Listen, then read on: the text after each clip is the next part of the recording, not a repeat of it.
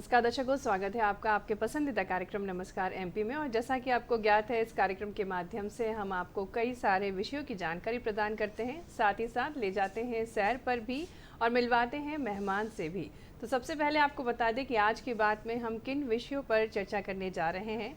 जो पहला महत्वपूर्ण विषय है वो है मेरा पहला वोट देश के लिए, और इसी पर विशेष चर्चा होगी। मिलवाएंगे आपको हम हमारे एक्सपर्ट से भी। साथ ही साथ एक और महत्वपूर्ण विषय है औद्योगिक क्षेत्र में आईटी में रोजगार की संभावनाएं, इस पर भी चर्चा होगी। इस पर भी जुड़े हुए विषय विशेषज्ञ हमारे साथ स्टूडियो में हैं, उनसे भी जल्द मिलवाएंगे। साथ ही साथ एक खास मेहमान है आज हमारे साथ, उनसे भी मुलाकात कर पाएंगे। तो दर्शकों, आप नोट कर लीजिए हमारे टोल फ्री नंबर्स, जिससे भी आप हमारे विषय से जुड़ सकते हैं, हमारे इस कार्यक्रम से जुड़ सकते हैं। हमारा नंबर है 0755-266-0049 और दूसरा टोल फ्री नंबर है 1800-233-0040।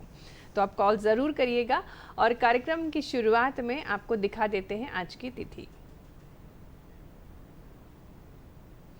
विक्रम संवत 2080 फाल्गुन माह शुक्ल पक्ष पंचमी तिथि है, 14 मार्च 2024 तिथि है और दिन है गुरुवार। तो दर्शकों, ये तो थी तिथि। इतिहास भी बहुत महत्वपूर्ण है हमारे जीवन में, क्योंकि कुछ ना कुछ खास घटित होता है हर दिन इतिहास में। तो आइए देखते हैं इतिहास क्या कहता है, 14 मार्च में क्या कुछ खास घटित हुआ। 1879 में एल्बर्ट आइंस्टाइन, जो कि प्रसिद्ध वैज्ञानिक थे, उनका जन्म हुआ था। 1895 में गुरुमुख निहाल सिंह, दिल्ली के भूतपूर्व दूसरे मुख्यमंत्री तथा राजस्थान के प्रथम राज्यपाल थे, आपका भी जन्म हुआ था। वहीं 1904 में दानमल माथुर, जो कि राजस्थान के एक प्रसिद्ध और आध्यात्मिक सम्मानित प्रकाशक के रूप में याद किए जाते हैं, आपका भी जन्म हुआ था। और वहीं 2007 में कारगिल और स्कार्दू के बीच भारत पाकिस्तान के बस सेवा प्रारंभ करने पर सहमति जताई गई थी। तो ये तो थी कुछ बातें इतिहास से जुड़ी हुई। विचार भी बहुत महत्वपूर्ण होता है हमारे जीवन में। कई बार विचार से हमारी सोच में परिवर्तन आ जाता है। तो आइए नजर डालते हैं आज की विचार पर। दिमाग ठंडा हो तो फैसला गलत नहीं होता, और भाषा मीठी हो तो अपने दूर नहीं होते। बिल्कुल सुविचार है ये कि हमारी जो भाषा होती है वो बहुत महत्वपूर्ण है, और हमारी भाषा हमेशा मधुर होनी चाहिए, जिससे हमारे अपने लोग भी हमसे जुड़े रहें। दर्शकों, आज हम बात करने जा रहे हैं मेरा पहला वोट देश के नाम कैंपेन के बारे में, क्योंकि इस वर्ष कई युवा 18 वर्ष के होंगे और ये 18वां लोकसभा चुनाव भी होने जा रहा है। तो काफ़ी उत्साहित है युवा। आज इसी पर विषय विशेषज्ञ के तौर पर हमारे साथ हैं श्री राहुल सिंह परिहार जी, जो कि कार्यक्रम अधिकारी हैं, मुख्य इकाई बरकतुल्लाह भोपाल से हैं। सर, बहुत बहुत स्वागत है आपका। नमस्कार। तो दर्शकों, आपको बता दें कई सारे विचार हमारे पास आए हैं। आइए उनमें से एक उज्जैन से हैं कवि, उनके विचार आपको दिखाते हैं। नमस्कार, मैं कवि अशोक भाटी, उज्जैन। पीएम ने जो एक आह्वान किया है, मेरा पहला वोट मेरे देश के लिए, मैं उसी के अंतर्गत आपसे अपनी बात शेयर करना चाहूँगा। चाहे मतदाता नए हों, पहली बार मतदान कर रहे हों, या अनेक बार मतदान कर चुके हैं और जिनको करना है, उन सब बातों को मैं अपनी छोटी सी कविता में कहना चाहूँगा। पीएम के इस कथन का मित्रों पूरा ध्यान रखो। पीएम के इस कथन का मित्रों सब पूरा सम्मान करो। सारे काम बाद में करना, पर पहले मतदान करो। फिर मत कहना महंगाई ने अपना रूप दिखाया है। फिर मत कहना नेताओं ने सड़कों में पैसा खाया है। फिर मत कहना पुल निर्माण में हुई धांधली पूरी है। फिर मत कहना विकास कार्य की सूची अभी अधूरी है। जो भी कर्मठ लगे आपको, कर्मठता का मान करो। सारे काम बाद में करना, पर पहले मतदान करो। संपन्न बने सब लोग सोचते ये अपमान हमारा है, और बोलते बड़ी शान से ये नहीं काम हमारा है। कुछ जाते पिकनिक पर, कुछ फिल्म देखते कोठी पर, और कोसते इस धरती को स्वाद नहीं अब रोटी में। तो वोट करो तुम मध्यम वर्गी, उच्च वर्ग भी ध्यान धरो। सारे काम बाद में करना, पर पहले मतदान करो। और अंत में कहना चाहूँगा, अवकाश दिया है कर्मचारी को ताकि वो मतदान करे। कर्तव्य भूलकर नहीं कदापि विश्राम वो चादर तान करे। सुनो किसानों और व्यापारी, तुम भी अपने घर सोना मत। उचित मूल्य को फसलें तरसे, तब मिलकर तुम रोना मत। तो छात्र, शिक्षक, डॉक्टर, अभियंता, सब इस पर ध्यान धरो। सारे काम बाद में करना, पर पहले मतदान करो।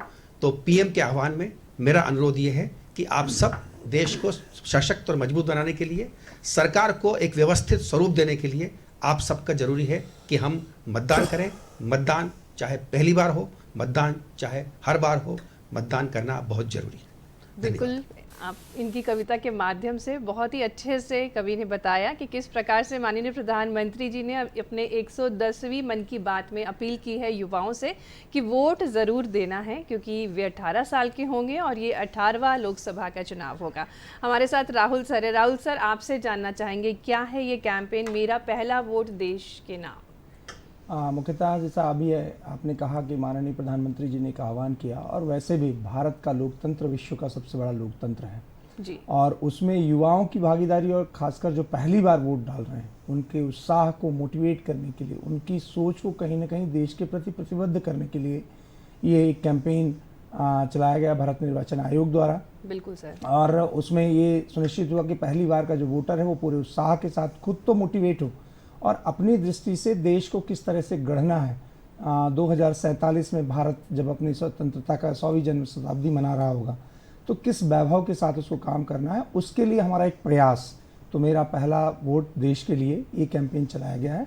और इस कैंपेन से मुख्यतः पहली बार के वोटर, युवा को मोटिवेट करना और प्रतिबद्ध करने का एक संकल्प या एक परिकल्पना सोची गई है। बिल्कुल सर, कितने जागरूक हैं युवा? 18 साल के जब होने वाले होते हैं तो काफ़ी उत्साहित होते हैं, तो आज के समय की बात करें तो कितने जागरूक हैं युवा? मुख्यतः देखिए, जैसे कि युवा का मतलब ही है कि एक चंचलता, एक नई प्रगति, एक नया प्रयोग।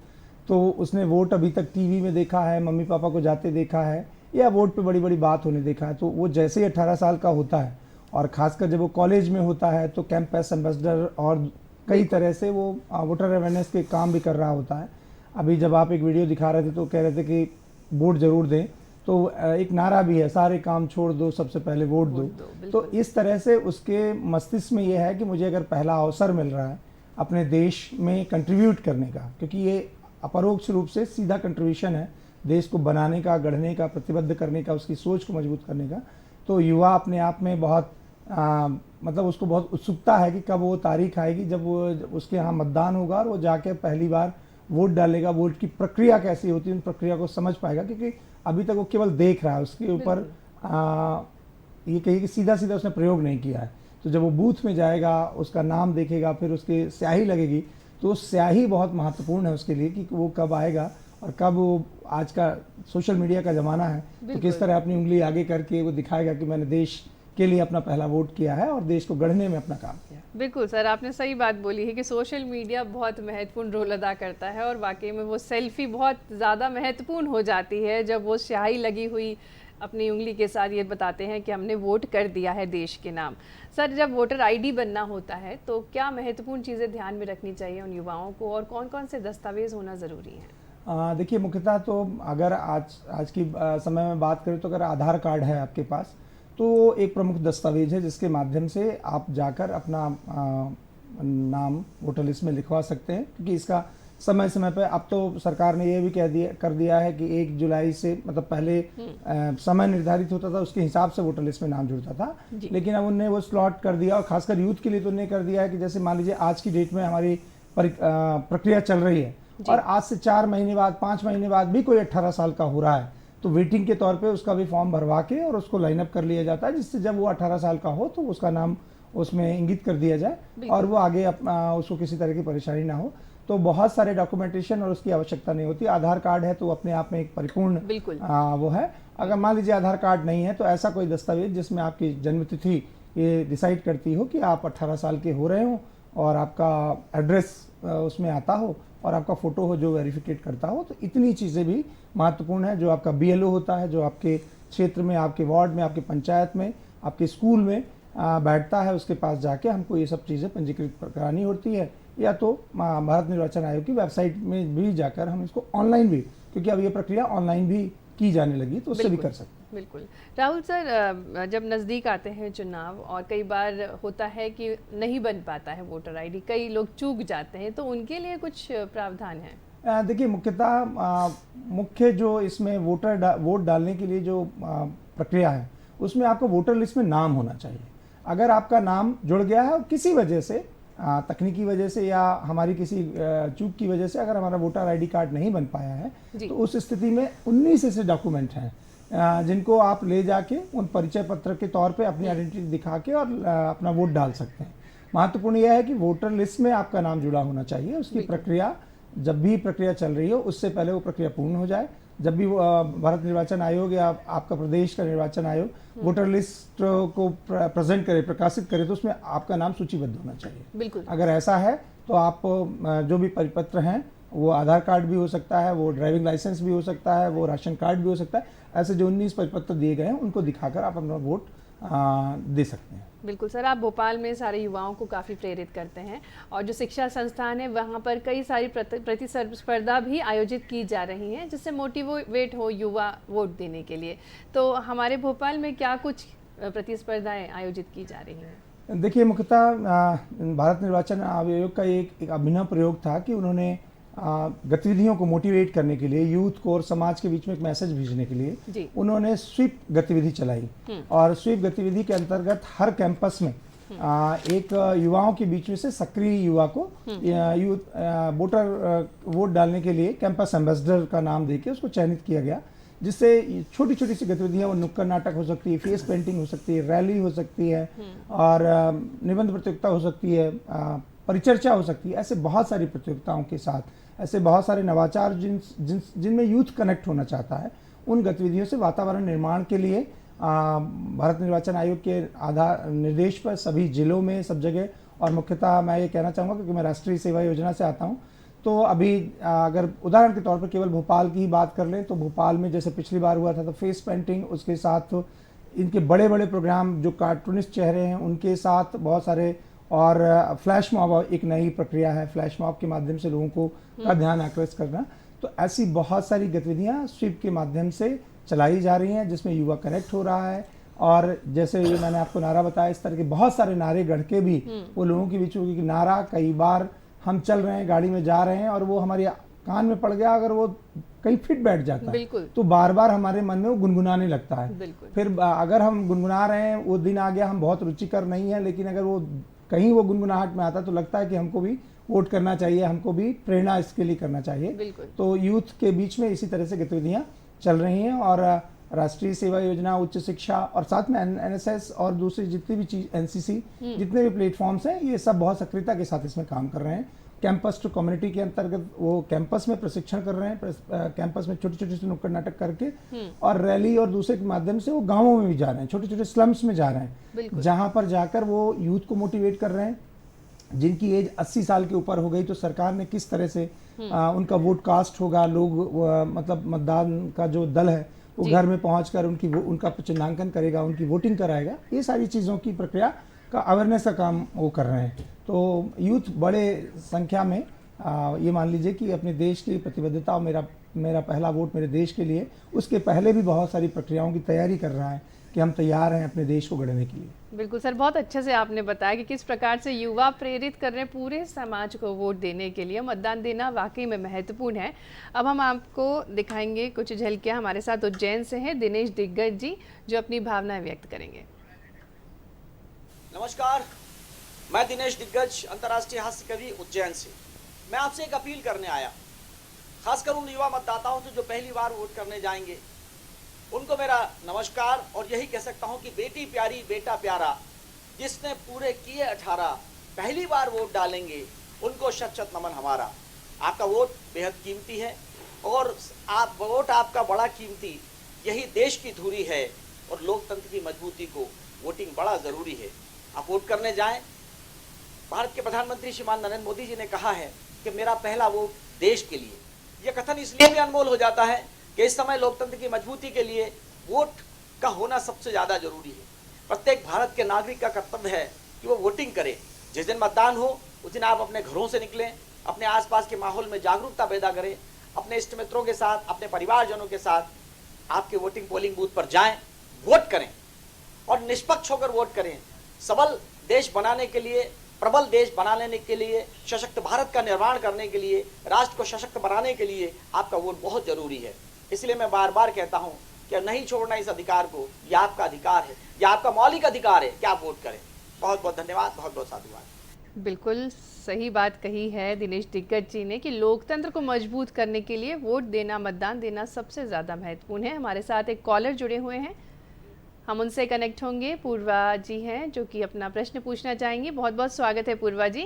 जी नमस्कार जी। जी, आप अपना जी, प्रश्न मैं पूछ एक्सपर्ट सकती सर हैं। से ये पूछना चाहती हूँ कि सुव्यवस्थित जो लोकतंत्र है उसके निर्माण में प्रत्येक व्यक्ति को वोट देना जरूरी है। ये तो अब हम सभी को लोग समझ चुके हैं बिल्कुल। और हमारे माननीय प्रधानमंत्री जी भी इसको बहुत अच्छी तरीके से समझाते आए हैं। बिल्कुल। लेकिन जो नवयुवा है उसको किस प्रकार से बताएंगे कि सही तरीके से वोट किस प्रकार से किया जाए, उसकी प्रक्रिया क्या है? सर बहुत अच्छा प्रश्न किया है मैडम ने। जी सर। देखिए, जो मैडम ने जैसा प्रश्न किया, किस तरह से युवा के मन मस्तिष्क में ये गढ़ें कि वो व्यवस्थित वोट करें। बिल्कुल। तो स्वाभाविक है कि जब युवा 18 साल का हो रहा है, जी। वो अपनी पढ़ाई करके और एक अपने कैरियर की तरफ भी बढ़ रहा है, सबसे पहले अपने आसपास के माहौल, अपने वातावरण को अपनी आवश्यकताओं के साथ साथ जी। देश कितनी मजबूती के साथ या समाज कितनी मजबूती के साथ प्रतिनिधित्व करे, उसकी लीडरशिप से उसको क्या अपेक्षाएं हैं, और जब भी वो अपनी जो हमारी भौतिक चीज़ें हैं उनकी आवश्यकताओं के लिए उसकी क्या सोच है। जब हमारे कैंडिडेट डिसाइड हों और जब एक कैंपेन चलता है तो उसमें चुनने की जब बारी आती है तो ये समझे कि ये कौन से प्रतिमान, किस व्यक्तित्व हैं कि जिससे वह हमारी आकांक्षाओं को, हमारी चीज़ों का लीडरशिप कर पाएगा, उनको गढ़ पाएगा, उनको बता पाएगा। उस हिसाब से सोच समझकर और चीज़ों का मूल्यांकन करने के बाद, क्योंकि जब वह लोगों को समझेगा कि हमको कैसे करना है, हमारा देश कैसे होगा, तो मुझे लगता है कि वो सही तरीके से वोट कर पाएगा। तो उनको इन सब चीज़ों सोचने समझने, और जिस दिन ये हो तो एक उत्सव के तरीके से, बिल्कुल। कि एक अवसर है, एक अवसर अभी है और उसके बाद ये अवसर मुझे 5 साल बाद फिर मिलेगा। तो इस अवसर में मैं किसको चुनूं कि वह जाकर मैं जैसा सोचता हूं उस तरह से मेरे बिना कहे भी मेरी सोचों को परिलक्षित कर सके, संसद में, विधानसभा में, इन सब जगह पर। तो संसद में कैसे हमारी बात, जहां हमारी बातों को सोच के नियम, कानून और संविधान बने, संविधान में वो चीज़ें जुड़े जिससे कि हम आगे बढ़ सकें। बिल्कुल राहुल जी, आपने बहुत अच्छी बात की है कि हमें एहसास दिलाना ज़रूरी है युवाओं को कि किस प्रकार से वे देश में बदलाव ला सकते हैं अपने छोटे से योगदान से। ये महायज्ञ है जिसमें छोटी सी आहुति देना है आपको मतदान दे करके, और ये आपका मतदान देना बहुत ही महत्वपूर्ण है क्योंकि जब राष्ट्र का निर्माण होता है तो इसमें मतदान सबसे महत्वपूर्ण होता है। हमारे साथ जो दूसरा विषय है उसके एक्सपर्ट भी हमारे साथ स्टूडियो में है। उद्दीपन चैटर्जी, बहुत बहुत स्वागत है सर आपका। नमस्कार सर, आपसे भी जानना चाहेंगे आप किस प्रकार से युवाओं की इस सोच पर उनका साथ देते हैं कि किस प्रकार उनको मतदान के लिए हमें प्रेरित करना चाहिए। देखिए, आई थिंक जैसे कि हमारे माननीय प्रधानमंत्री जी ने भी इस बात पे बहुत जोर दिया है कि जो युवा इस साल 18 वर्ष के हो रहे हैं उनके लिए सबसे इम्पोर्टेंट काम इस पूरे वर्ष का ये है कि वो अपना मतदान जरूर करें। जैसा कि सर ने भी अभी बोला कि अभी बहुत इम्पोर्टेंट एक नारा जो सब जगह चल रहा है कि सारे काम छोड़ दो, सबसे पहले वोट दो। आई थिंक ये उनका एक बहुत इंपॉर्टेंट राइट है। आई थिंक वो अपने जीवन का सबसे इम्पॉर्टेंट राइट इस साल एग्जीक्यूट करने जा रहे हैं। तो आई थिंक यही सबसे इम्पॉर्टेंट मैसेज है उनके लिए। बिल्कुल सर, बहुत अच्छा आपने संदेश दिया है और वो वाकई में सब काम छोड़ दो, सबसे पहले वोट दो, हमें सिर्फ इसी का ध्यान रखना है। राहुल सर, और क्या आप अपील करना चाहेंगे जो युवा हमको देख रहे होंगे, सुन रहे होंगे उनसे? देखिए, जो शहर का युवा है आजकल वो सोशल मीडिया और दूसरी चीज़ों से बहुत कनेक्ट है, उसको बहुत सारी जानकारियाँ मिल जाती है, और जैसे कि उसकी अपनी प्रवृत्ति है, युवा की हम सब की प्रवृत्ति है कि आजकल वेबसाइट और इन सब पे जाके क्लिक करके हम चीज़ों को, उनका विवरण पढ़ सकते हैं।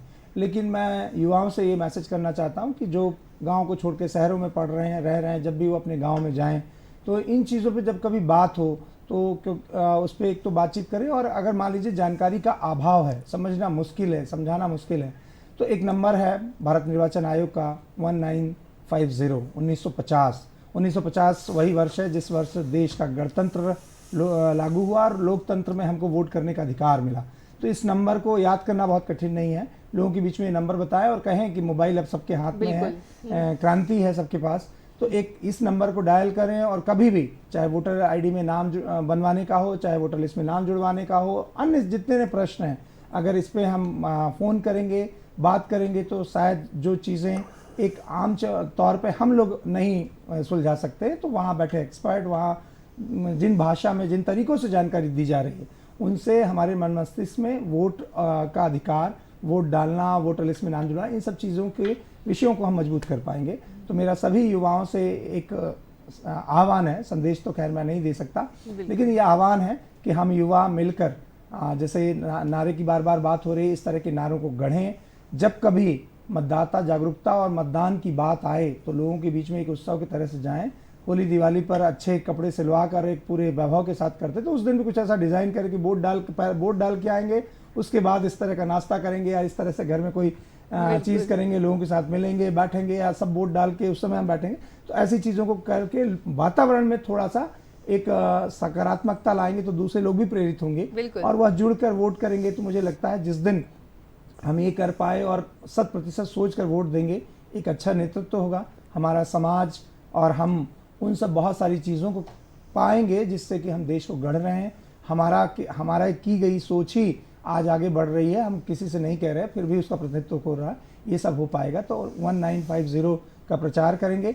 जब भी बात हो, जब भी चीज़ों को अवसर मिले तो इस विषय पर सभी बात रखेंगे और किसी ना किसी माध्यम से वो संदेश देंगे। वो फेस पेंटिंग हो सकता है, वो पेंटिंग हो सकता है, जो भी उनका तरीका है अभिनय का, अपने तरीके से अपने गुण से वो व्यक्तित्व में लाते हुए लोगों को प्रेरित करेंगे। बिल्कुल, बहुत बहुत धन्यवाद राहुल सिंह परिहार सर, आपने बहुत अच्छी जानकारी हमारे सभी जो दर्शक हैं उनको दी और सबसे महत्वपूर्ण जो नंबर आपने हम सभी से शेयर किया 1950, इसको आप याद कर सकते हैं। याद करने का तरीका, सही तरीका सर ने आपको बताया है। बहुत बहुत शुक्रिया राहुल सर। दर्शकों, अब हम जो दूसरा विषय है हम बात करेंगे औद्योगिक क्षेत्र में IT में रोजगार की संभावनाओं के बारे में। और जैसा कि हमें ज्ञात है कि माननीय प्रधानमंत्री जी विकसित भारत की बात कर रहे हैं जिसमें रोजगार सबसे महत्वपूर्ण है। आज इसी विषय पर विषय विशेषज्ञ के तौर पर श्री उद्दीपन चैटर्जी जो कि नेशनल प्लेसमेंट ऑफिसर हैं आईसेक्ट से, सर बहुत बहुत स्वागत है। नमस्कार सर। नमस्कार उद्दीपन सर, सबसे पहला प्रश्न यही है कि माननीय प्रधानमंत्री जी निरंतर तत्पर हैं कि वे युवाओं को सशक्त बनाएं रोजगार के माध्यम से, और इसी क्रम में कई सारे उद्योगों की स्थापना की जा रही है। तो उद्योगों में किस प्रकार से IT में रोजगार की संभावनाएं संभव है? देखिए मैडम, जो IT है, इंफॉर्मेशन टेक्नोलॉजी सेक्टर है, वो अब अपने आप में एक विशाल उद्योग का एक आकार ले चुका है। अगर हम कुछ रिपोर्ट्स की माने तो IT इंडस्ट्री जो है करीब इंडिया में 8% GDP में कंट्रीब्यूट करता है, जो कि अपने आप में एक बहुत बड़ा फिगर है। करीब $250 बिलियन से ज़्यादा का रेवेन्यू अर्जित कर चुका है 2023 के हम फिगर्स की बात करें, और काफ़ी तेज़ी से बढ़ता हुआ सेक्टर है। आई थिंक कोविड के समय अगर सबसे ज़्यादा किसी सेक्टर में तेज़ी देखने को मिली तो आई थिंक वो IT और सॉफ्टवेयर डेवलपमेंट इस तरह के सेक्टर में मिला है। और पूरे भारतवर्ष में अगर हम एक जानकारी के रूप में इसको देखें तो करीब 50 लाख से ज़्यादा, 5 मिलियन से ज़्यादा लोग जो है IT के एम्प्लॉयमेंट क्षेत्र से जुड़े हुए हैं। तो बहुत बड़ा सेक्टर है, बहुत सारी संभावनाएं हैं, बहुत नई नई टेक्नोलॉजीज़ इस फील्ड में आ रही हैं। अब हर ऑर्गेनाइजेशन जो है IT को अडॉप्ट कर रहा है, डिजिटल टेक्नोलॉजीज़ को अडॉप्ट कर रहा है, साइबर सिक्योरिटी से रिलेटेड चीज़ों को लेके कंसर्न है तो उसको अडॉप्ट कर रहा है। डिजिटल मार्केटिंग एक बहुत बड़ा फील्ड बन के उभर के आया है। तो IT के क्षेत्र में अपार संभावनाएं हैं। बिल्कुल सर, एक समय था जब कंप्यूटर साइंस ही ऑप्ट करते थे बच्चे, वो ट्रेडिशनल कोर्स हुआ करता था, उसमें काफ़ी परिवर्तन आ चुका है, काफ़ी सारे कोर्सेज आ चुके हैं। आजकल आर्टिफिशियल इंटेलिजेंस की बात होती है, क्लाउड की बात होती है, उसके बारे में भी थोड़ा दर्शकों को बताएं। बिल्कुल, देखिए अगर आज के समय के आप टॉप 10 ट्रेंडिंग कोर्सेज की बात करें, अगर आप सॉफ्टवेयर में या IT में, बीटेक कंप्यूटर साइंस तो बिल्कुल एक इम्पॉर्टेंट कोर्स है, बट आज के समय में स्पेशलाइजेशन का दौर है। अगर आप देखेंगे आज कंप्यूटर साइंस में एक स्पेशलाइजेशंस के जितने भी कोर्सेस हैं वो साथ में इंटीग्रेट किए जा रहे हैं, चाहे वो आर्टिफिशियल इंटेलिजेंस हो, साइबर सिक्योरिटी हो, मशीन लर्निंग हो, डिजिटल मार्केटिंग हो, क्लाउड कंप्यूटिंग हो, इस तरह के जितने भी ये ट्रेंडिंग कोर्सेस हैं, ये टॉप के कोर्सेस हैं जो आज बैचलर ऑफ इंजीनियरिंग या बीटेक के साथ में इंटीग्रेट किए जा रहे हैं और छात्रों को इन कोर्सेस में स्पेशलाइज किया जा रहा है, जो कि आने वाले समय में उनके लिए जॉब प्लेसमेंट में काफ़ी मददगार साबित होते हैं। बिल्कुल, IT वाकई में इम्पॉर्टेंट है और जो कंप्यूटर साइंस है वो उसका बेस है काफ़ी सारी चीज़ों का। सर, किस प्रकार से उद्योग के लिए तैयार किया जाता है, कॉलेजों में बच्चों को किस प्रकार से ट्रेनिंग दी जाती है, उसके बारे में भी जानना चाहेंगे। देखिए, इसकी ट्रेनिंग जो है, जैसे जब बच्चा एक बीटेक या इस तरह की कोर्सेज में एडमिशन लेता है, आई थिंक हर कॉलेज में आजकल एक बहुत ही dedicated training and placement cell बनाया गया है और वो ट्रेनिंग एंड प्लेसमेंट सेल लगातार इन ट्रेनिंग्स पे काम करता है। तो फर्स्ट ईयर ऑनवर्ड से इस तरह की ट्रेनिंग शुरू होती है जिसमें कैंडिडेट के कम्युनिकेशन स्किल्स, कुछ स्पेसिफिकली डोमेन स्किल्स पे काम किया जाता है, क्योंकि आजकल कंपनीज जो हैं अपने पूरे चयन प्रक्रिया में एक रिटन टेस्ट भी रखती हैं, तो उसके एप्टीट्यूड की तैयारी भी की जाती है, aptitude test, written test, logical reasoning की तैयारी भी की जाती है। और सबसे इम्पॉर्टेंट बात यह है कि हर सेमेस्टर में कैंडिडेट को कुछ ना कुछ नया स्किल जरूर सीखना चाहिए। तो आई थिंक ये इम्पॉर्टेंट है कि हर सेमेस्टर में अगर वो कुछ आईटी से रिलेटेड इम्पॉर्टेंट स्किल सीखता जाएगा तो जब तक उसके पास प्लेसमेंट का समय आएगा तो उसके पास एक अच्छा खासा अनुभव हो जाएगा। बिल्कुल। स्किल सीखने के साथ में ही आजकल एक नया ट्रेंड बहुत ज़्यादा प्रचलित हो रहा है, जिसमें अधिकतर कॉलेजेस कंपनीज के साथ में बात करके कैंडिडेट्स को इंटर्नशिप्स और लाइव प्रोजेक्ट्स में भेजते हैं। आई थिंक वो सबसे इम्पॉर्टेंट एक प्रोसेस होता है जिसमें कैंडिडेट को एक्चुअल वर्क एनवायरनमेंट में लाइव प्रोजेक्ट्स में काम करने का मौका मिलता है, इंडस्ट्री एक्सपर्ट्स के साथ में काम करने का मौका मिलता है, और कहीं ना कहीं यही उसको फाइनली जब वो प्लेसमेंट का समय आता है वही उसको सबसे ज़्यादा हेल्प करता है। बिल्कुल सर, काफ़ी ज़्यादा ज़रूरी रहती हैं सारी चीज़ें। सर अगर ट्रेनिंग्स की बात करें, हमारा जो मध्य प्रदेश है 2 टायर स्टेट्स की जगह हमारे मध्य प्रदेश में जो युवा हैं उनको इतने अवसर नहीं मिलते थे। आज की स्थिति जानना चाहेंगे आपसे कि आज के समय युवा कितने टेक्निकली साउंड हो चुके हैं? देखिए, मुझे लगता है कि कोविड हमारे पूरे मध्य प्रदेश के बच्चों के लिए भी, खासकर आईटी फील्ड में एक बहुत अच्छा सुअवसर लेके आया है। अब बहुत सारी कंपनीज जो पहले मध्य प्रदेश में डायरेक्ट कैंपस रिक्रूटमेंट्स के लिए नहीं आती थी या आने से हिचकिचाती थी, अब उन्होंने भी अपने प्लेटफॉर्म्स को ओपन कर दिया है। बिल्कुल। अब अगर कैंडिडेट ने स्किलिंग ली हुई है over the period of time during his course, अगर उसने अपने कम्युनिकेशन स्किल्स पे काम किया हुआ है, तो उसके लिए वो आईटी के ये जितने भी इंटरव्यू के प्लेटफॉर्म से वो ओपन है। कंपनीज समय समय पर अपने कोडिंग टेस्ट कंडक्ट कराती है, हैकाथॉन्स वगैरह कराती हैं, आप उसमें पार्टिसिपेट कर सकते हैं और किसी भी बड़ी कंपनीज के इंटरव्यू चयन में आप पार्टिसिपेट कर सकते हैं। और न केवल पार्टिसिपेट कर सकते हैं, अगर आप उसमें परफॉर्म करते हैं तो आपका चयन भी हो सकता है। आप देखेंगे कुछ समय से ये खबरें बार बार आ रही हैं कि मध्य प्रदेश के जो छात्र हैं वो बहुत अच्छा परफॉर्म कर रहे हैं, बहुत अच्छी कंपनीज में प्लेस्ड हुए हैं। बिल्कुल। और मध्य प्रदेश में भी अगर आप देखें तो कई सारे सॉफ्टवेयर पार्क और एसईजेड्स की स्थापना गवर्नमेंट ऑफ मध्य प्रदेश के द्वारा की गई है, और कहीं ना कहीं वो भी एक अपने आप में एक बहुत ही ज़्यादा इंकरेजमेंट देने वाला स्टेप है। इंदौर जो है वो फ्लैग बियरर है। इंदौर में अगर आप एक रिपोर्ट की माने तो करीब 200 से ज़्यादा आईटी कंपनीज रजिस्टर्ड है। भोपाल में भी कई सारी कंपनीज जो हैं, जो भोपाल बेस्ड कंपनीज हैं, वो भी मध्य प्रदेश के युवाओं को रोज़गार के अवसर दे रही हैं। तो मुझे लगता है इनका पूरा जो ओवरऑल प्रोसेस है, पूरा जो मध्य प्रदेश के युवाओं का जो आईटी को लेके भविष्य है वो काफ़ी उज्जवल है। बिल्कुल सर, हमारे लिए गर्व की बात है कि मध्य प्रदेश निरंतर आगे बढ़ रहा है और रोज़गार में भी कई सारी संभावनाएं हैं। जो युवा हैं वो काफ़ी स्किल्ड होते जा रहे हैं। सर, हर औद्योगिक क्षेत्र में एक पर्टिकुलर सॉफ्टवेयर होता है और कई बार वो सॉफ्टवेयर विदेशों से लाया जाता है। तो कॉलेज किस प्रकार से इनको बेसिकली तैयार किया करते हैं कि आगे वो कंपनी रेडी रहें, खासकर जो बड़ी इंडस्ट्रीज़ हैं उसकी जब बात होती है? तो देखिए, मैंने जैसे आपसे कहा कि अभी जो नए एज के कोर्सेस हैं, जो अधिकतर यूनिवर्सिटीज़ और कॉलेजेस जो हैं वो वर्क इंटीग्रेटेड ट्रेनिंग प्रोग्राम से वर्क इंटीग्रेटेड कोर्सेज चला रही हैं। अब वो केवल प्लेन बीटेक या बीसीए या बीबीए जैसा प्रोग्राम नहीं है। अब वो ये जो प्रोग्राम्स है वो किसी कंपनीज़ के साथ में कोलैबोरेट करके बना रही हैं, जिससे कि डे 1 से बच्चों को हैंड्स ऑन ट्रेनिंग मिल सके, कंपनीज़ के एक्सपर्ट्स का मेंटरशिप मिल सके और वो लाइव प्रोजेक्ट्स में काम कर सके।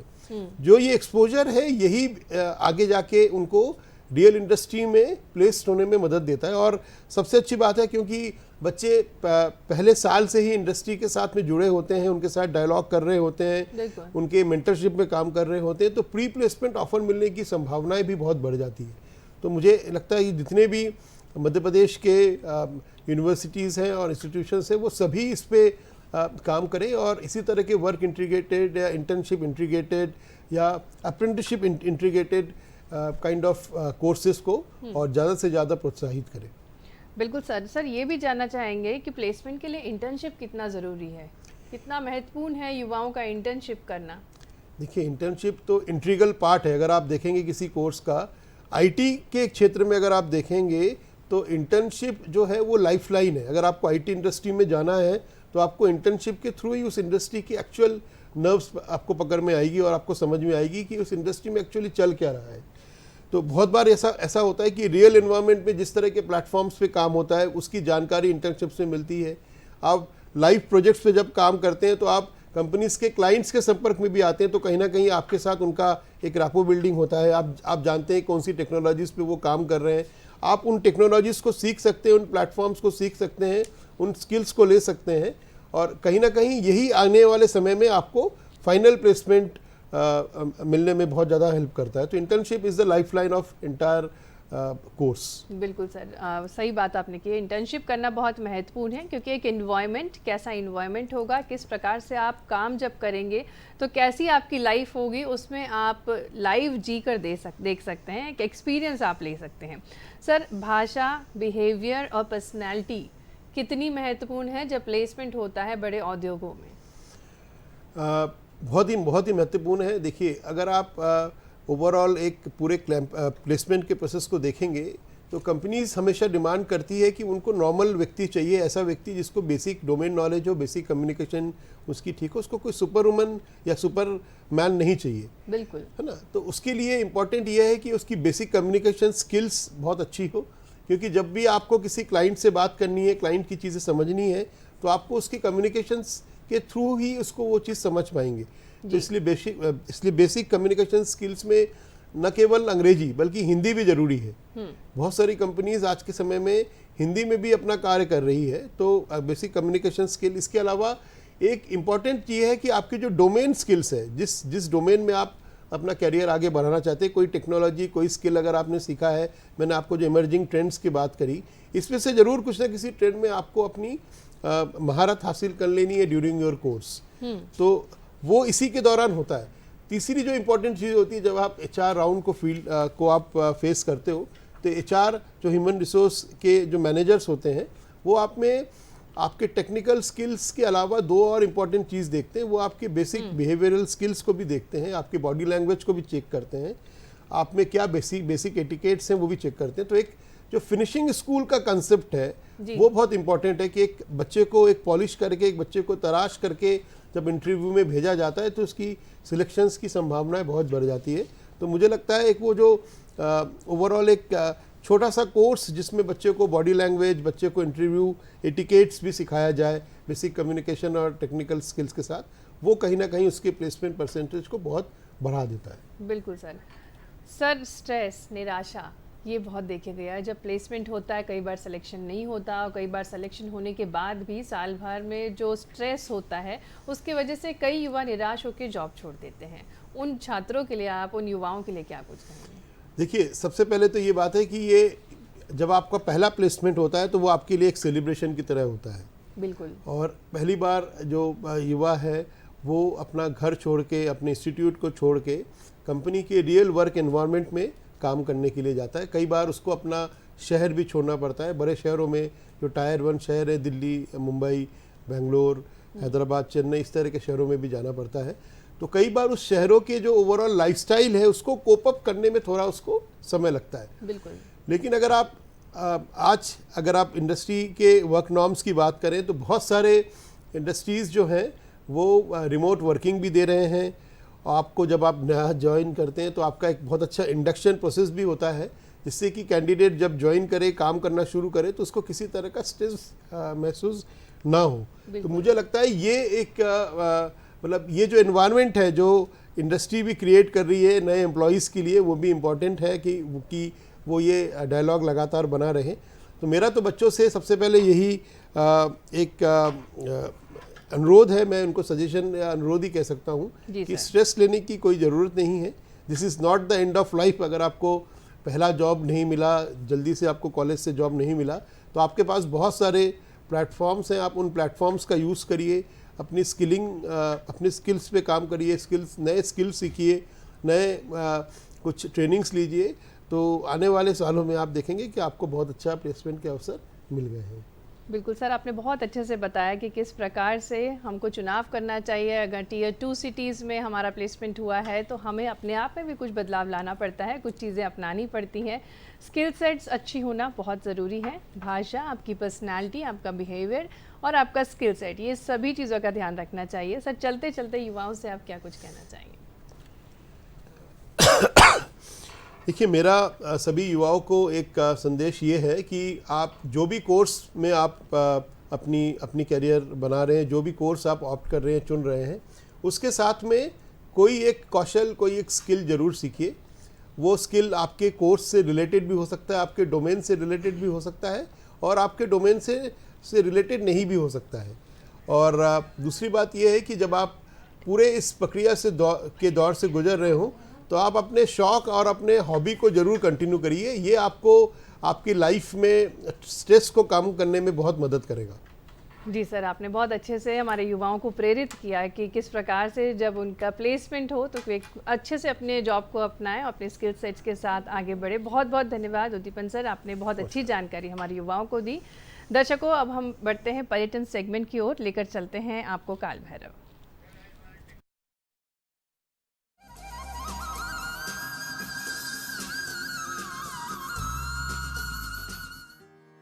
गांव देहात के लोगों का अनगढ़ विश्वास उन्हें मुक्ति दिलाने काल भैरव की शरण में ले आता है। वहीं 7 समुंदर पार के लोग जिज्ञासा में बंधे काल भैरव के दरबार में हाजिरी लगा जाते हैं। ये भी सच है कि संसार भर से लोग आते तो जिज्ञासा के साथ हैं, लेकिन लौटते हैं अगाध श्रद्धा से भरकर। उज्जैन में काल भैरव आज भी दिखाते हैं चमत्कार।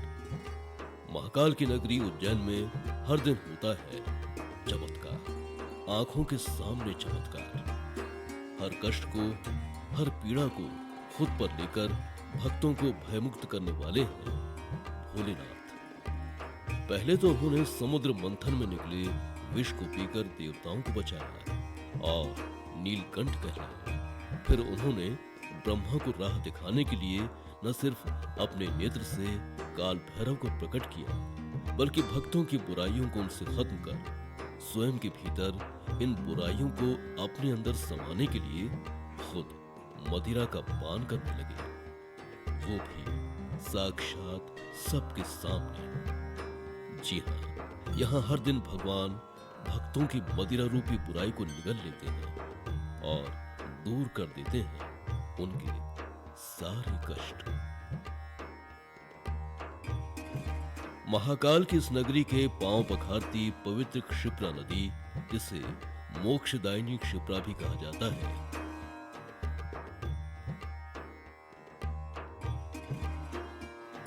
धर्म ग्रंथों के मुताबिक उज्जैन जीवन और मौत के चक्र को खत्म कर भक्तों को मोक्ष देता है। और जहां के कण कण में महाकाल यानी शिव का वास है, शिव की इसी नगरी में बसा है एक ऐसा मंदिर जहां स्वयं काल भैरव देते हैं साक्षात दर्शन भक्तों के लिए।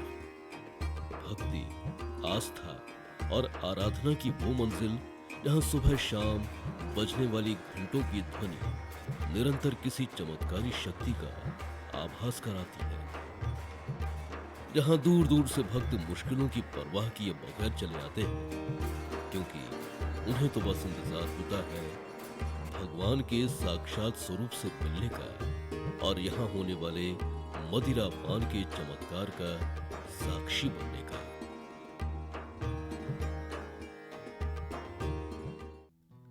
उज्जैन के भैरवगढ़ क्षेत्र में स्थापित इस मंदिर में शिव अपने भैरव स्वरूप में विराजते हैं। काल भैरव के इस मंदिर में मुख्य रूप से मदिरा का ही प्रसाद चढ़ता है। मंदिर के पुजारी भक्तों के द्वारा चढ़ाए गए प्रसाद को एक तश्तरी में उड़ेलकर भगवान के मुख से लगा देते हैं और देखते ही देखते भक्तों की आंखों के सामने घटता है वो चमत्कार जिसे देखकर भी यकीन करना एक बार को मुश्किल हो जाता है, क्योंकि मदिरा से भरी हुई तश्तरी पल भर में खाली हो जाती है। यूं तो भगवान शिव का भैरव स्वरूप रौद्र और तमोगुण प्रधान रूप है, लेकिन काल भैरव अपने भक्तों की सहायता के लिए हमेशा से तत्पर रहे हैं। भक्त की करुण पुकार सुनकर उसकी मदद के लिए दौड़े चले आते हैं। जब भी किसी भक्त को मुकदमे में विजय हासिल होती है तो बाबा के दरबार में आकर मावे के लड्डू का प्रसाद चढ़ाते हैं, तो वहीं जिन भक्तों की सूनी गोद भर जाती है वो यहाँ बाबा को बेसन के लड्डू और चूरमे का भोग लगाते हैं। प्रसाद चाहे कोई भी हो, बाबा के दरबार में आने वाले हर भक्त की तकलीफ बाबा दूर करते हैं।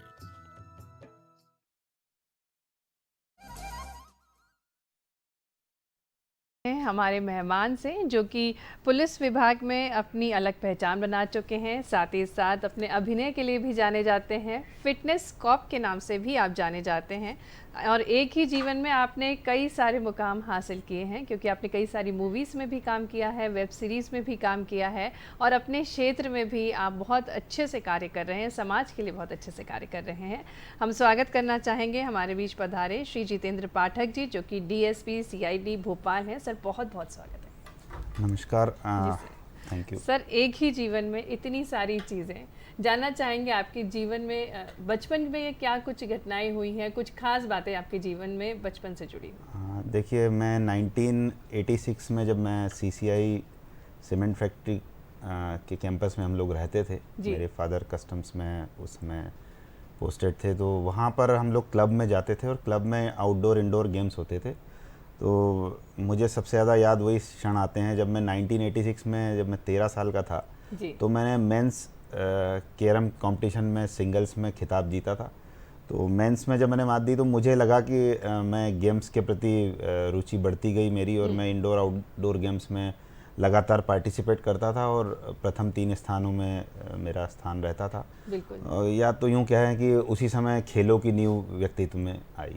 बिल्कुल, आपने खेल के बारे में बताया, लेकिन जैसा कि हमें पता है कि आप शिक्षा में भी बहुत अच्छे थे, पढ़ाई में भी बहुत अच्छे थे, तो शिक्षा और स्पोर्ट्स को बैलेंस किस प्रकार से आपने किया?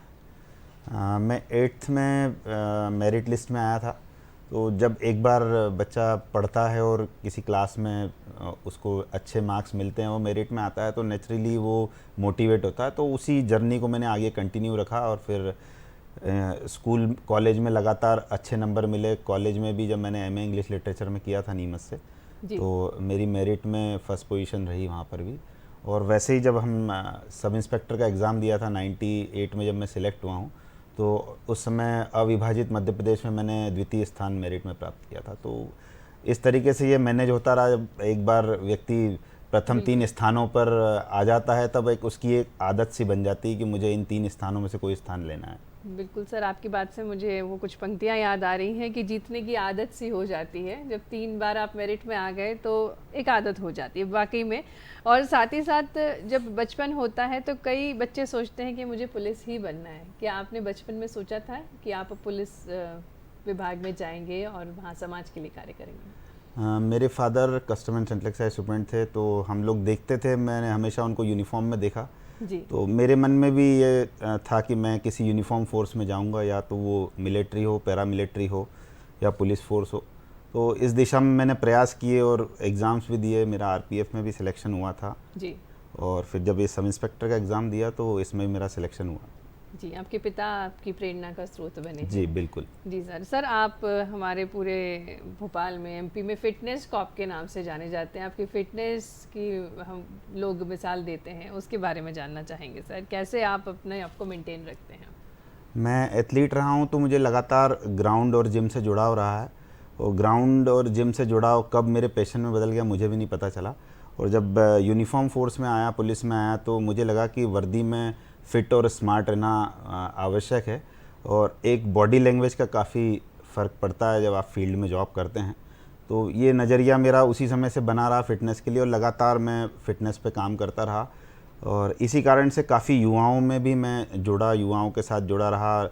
लगातार कुछ युवा मेरे से संपर्क में भी रहे जो पुलिस और आर्मी में जाना चाहते हैं। तो स्पोर्ट्स से मुझे कैरियर भी मिला और एक फेम भी मिला। तो उसी कारण से मैं लगातार फिटनेस पे ध्यान देता रहा। बिल्कुल सर, फिटनेस पे ध्यान देना वाकई ज़रूरी है, लेकिन आज के बिजी शेड्यूल में लाइफ बैलेंस करना सबसे ज़्यादा महत्वपूर्ण है।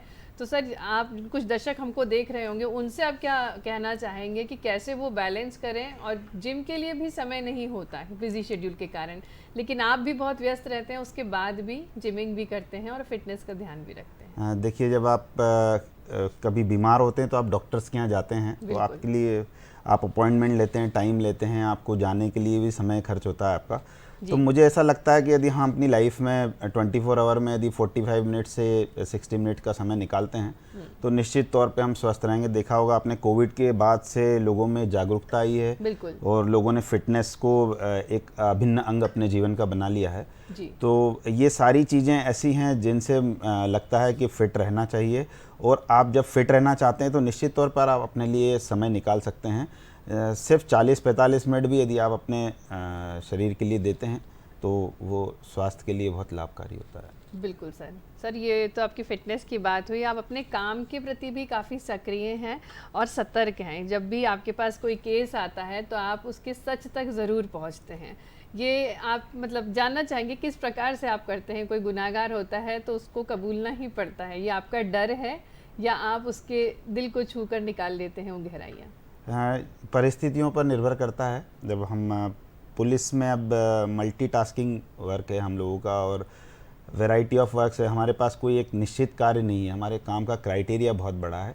तो जिस जगह पर हम काम करते हैं हमको उस रोल को अदा करना पड़ता है। यदि हम कम्युनिटी पुलिसिंग में हैं, जिस तरह के लोग हमारे कांटेक्ट में आते हैं उसी तरह के लोगों से हम वैसा व्यवहार करते हैं। यदि किसी बदमाश के साथ व्यवहार करते हैं तो वो हमारा व्यवहार जो है वो एक निश्चित तौर पर हम लोग एक पुलिसी अंदाज में उससे बात करते हैं।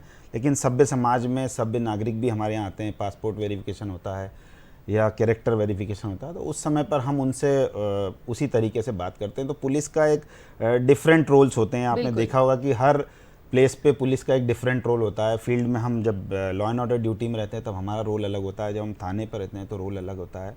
सोसाइटी हमको अलग अलग रूप में स्वीकार करती है। तो उस अनुसार जब आप काम करते हैं, लोगों के लिए जब आप काम करते हैं तो आपकी आइडेंटिटी बढ़ती है, लोग आपको प्रोत्साहित करते हैं, लोग आपकी तारीफ़ करते हैं, तो निश्चित तौर पे हमको उससे उत्साहवर्धन होता है, और यही उत्साहवर्धन हमारी एनर्जी में कन्वर्ट होता है और हम अच्छा काम करने के लिए प्रेरित होते हैं। बिल्कुल सर, आपने सही बात की है कि पुलिसिंग की कार्यप्रणाली काफ़ी बदल चुकी है, क्योंकि लोगों की कई समस्याएं हैं, ना सिर्फ क्राइम है बल्कि बहुत सारी चीज़ें और होती हैं जिनसे आपको निरंतर जूझना पड़ता है। सर, कोई ऐसी घटना जो आपको यादगार रहे पुलिसिंग के क्षेत्र में ही, जो आपको बहुत याद हो, जो केस आपने डील किया हो? सन 2005 में जब मैं क्राइम ब्रांच में पोस्टेड था भोपाल में, तो उस समय मैंने यहाँ मुझे आइडेंटिटी भी उन कामों से मिली थी जिसमें मैंने ISI एजेंट को पकड़ा था। तो वो मुझे अपने करियर का सबसे यादगार क्षण लगता है जिस समय मैंने उसको पकड़ा था, क्योंकि मैंने देश हित में काम किया था। बिल्कुल सर, बहुत बहुत बड़ा योगदान है सर आपका। सर, आपने काफ़ी सारी मूवीज़ में भी काम किया है। अभिनय में किस प्रकार से आपने कदम रखा और कैसे आपके जीवन में ये कड़ी जुड़ी है? जब स्कूल और कॉलेज में थे तो हर फील्ड में लगता था कि स्पोर्ट्स में भी जाना है बाहर, क्योंकि लगता था जितने भी कंपटीशन होते थे, स्पोर्ट्स के हों, डिबेट हो या ड्रामा हो, सिंगिंग हो, हर फील्ड में लगता था कि हम लोग इन्वॉल्व हों, और मैंने हर फील्ड में भाग लिया और प्लेस भी किए हैं। और उसी शौक़ के कारण जब मैं जैसा आपने मेरे से फिटनेस के बारे में पूछा था, तो फिटनेस के कारण भी मुझे बहुत एडवांटेज मिला और मुझे मूवी ऑफ़र हुई थी। तो सबसे पहली मूवी मैंने हो गया दिमाग कदई की थी, जिसमें संजय मिश्रा जी, ओमपुरी, कादर खान, राजपाल यादव जैसे मंझे कलाकारों के साथ काम किया था। और उसके बाद मुझे एक वेब सीरीज़ ऑफ़र हुई थी जिसमें गोविंद नामदेव जी और राजीव वर्मा जी के साथ भी मैंने काम किया है। अभी वो ऑन एयर नहीं हुई है, और भी मेरे पास ऑफर्स आते रहते हैं। बिल्कुल सर, हम आने वाले दिनों में आपकी और कुछ मूवीज़ की उम्मीद करते हैं आपसे। सर, आप गाना भी गाते हैं, कुछ गुनगुना के अगर हमारे दर्शकों को सुना पाए तो? गाने का तो वैसे शौक़ बहुत ज़्यादा नहीं था, लेकिन फिर भी ये कोविड के समय जब पदस्थापना EOW में रही तब थोड़ा ऐसे ही गुनगुनाने लग गए थे। तो सर, कुछ पंक्तियाँ हमारे दर्शकों के लिए। मैं जगजीत सिंह की गज़ल की 2 लाइन सुना देता हूँ आपको। जी सर। कुछ न कुछ तो ज़रूर होना है, कुछ न कुछ तो ज़रूर होना है, सामना आज उनसे होना है। बहुत ही सुंदर, आपकी आवाज़ भी बहुत अच्छी है सर, बहुत ही अच्छा गीत आपने गुनगुनाया। सर, जो युवा हमें देख रहे हैं, सुन रहे हैं, जो पुलिसिंग में आना चाहते हैं, उनके लिए आप प्रेरणा का स्रोत हैं, उनके लिए क्या कुछ कहना चाहेंगे? जैसा मैंने आपको बताया कि अब आज के समय में कंपटीशन बहुत बढ़ गया है, तो जिस साल हम आप एग्ज़ाम देते हैं और उस एग्ज़ाम में हम फेल हो जाते हैं तो नेक्स्ट ईयर हमको और ज़्यादा कंपटीशन मिलता है। बिल्कुल। तो युवाओं के लिए यही संदेश है कि मल्टीटास्किंग और मल्टी डायमेंशनल उनको होना चाहिए, हर फील्ड में उनको आना चाहिए, हर फील्ड में महारत हासिल होना चाहिए, ताकि जब आप किसी एग्ज़ाम को देते हैं तो आप उसको आसानी से क्लियर कर सकें। कंपटीशन बहुत ज़्यादा है। आप यदि फोर्स में जाना चाहते हैं तो रिटर्न एग्ज़ाम भी होता है और उसके बाद में फिजिकल टेस्ट भी होता है। तो कहने का मतलब यह है कि आपको ओवरऑल हर तरीके से पारंगत होना चाहिए, जिससे आप किसी भी एग्ज़ाम को दें तो उसमें आप सफल हो सकें। और फिट रहेंगे तो निश्चित तौर पर आप, और स्पोर्ट्समैन हैं तो आपको 100% आपको किसी न किसी फील्ड में सफलता मिल ही जाएगी। तो जो युवा आज की तारीख में तैयारी कर रहे हैं उनको फिटनेस पर भी बहुत ज़्यादा ध्यान देना चाहिए। हमारे समय में हमने देखा था कि जब रिटर्न एग्ज़ाम जिन लोगों ने क्लियर किया था तो उनको फिटनेस में काफ़ी प्रॉब्लम आई थी। बिल्कुल सर सही बात की, बैलेंस करना बहुत ज़रूरी है, फिटनेस का भी ध्यान रखना चाहिए और काफ़ी ज़्यादा मेहनत के बाद ही ये मुकाम हासिल होता है, तो मेहनत निरंतर करनी चाहिए। सर अचीवमेंट्स की अगर बात करें, आपको कई सारे अवार्ड्स मिलते ही रहते हैं निरंतर, कुछ अचीवमेंट्स आप हमारे दर्शकों से साझा करें। अभी हाल ही में मुझे पंडित प्रदीप मिश्रा जी ने सम्मानित किया था दखल प्राइड अवार्ड से जी। और मुझे समय समय पर जो ये अवार्ड्स मिलते हैं मुझ में ऊर्जा का संचार होता है और नए कार्य करने के लिए मैं प्रेरित होता रहता हूँ। और काफ़ी सारे रिवॉर्ड्स मुझे भोपाल में काफ़ी आइडेंटिटी मिली, एमपी में काफ़ी आइडेंटिटी मिली। अभी रिसेंटली मंदसौर से जब मैं आया था तब वहाँ भी मुझे काफ़ी सम्मान मिला। तो ये जो लोगों के द्वारा सम्मान दिया जाता है निश्चित तौर पे हमें ये प्रेरित करता है कि हम और अच्छे कार्य करें और समाज को पुलिस का एक बेहतर चेहरा दिखा सकें। बिल्कुल सर, बहुत बहुत धन्यवाद जितेंद्र सर, आपने बहुत अच्छे से अपने बारे में बताया। हम सभी प्रेरित हुए हैं आपके जीवन से, क्योंकि आपने एक ही जीवन में कई सारे मुकाम हासिल किए हैं और आने वाले दिनों में बहुत सारी चीज़ें और हमारे लिए लेकर आएंगे। बहुत बहुत धन्यवाद जितेंद्र पाठक जी, डीएसपी CID भोपाल, हमें बहुत अच्छी जानकारी दी आपने, शुक्रिया। दर्शकों उम्मीद करेंगे आपको हमारा आज का कार्यक्रम काफ़ी पसंद आया होगा, क्योंकि आज का कार्यक्रम बहुत ही महत्वपूर्ण था। आज हमने बात करी मेरा पहला वोट देश के लिए कैंपेन के बारे में, साथ ही साथ औद्योगिक क्षेत्र में IT में रोजगार की संभावनाओं के बारे में। इसी के साथ मैं आपसे लेती हूँ इजाज़त, नमस्कार।